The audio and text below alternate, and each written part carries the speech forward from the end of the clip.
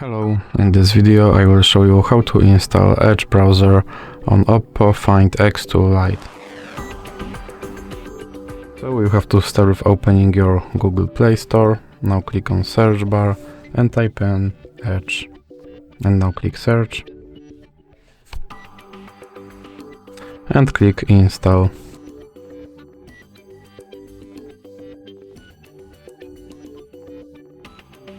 Now you can click open, and here you can click skip introduction. Now you can customize your home page, or you can click not now. Here you can sign in to sync your data, or you can click not now. Now you can make your Microsoft Edge your default browser, or you can click not now.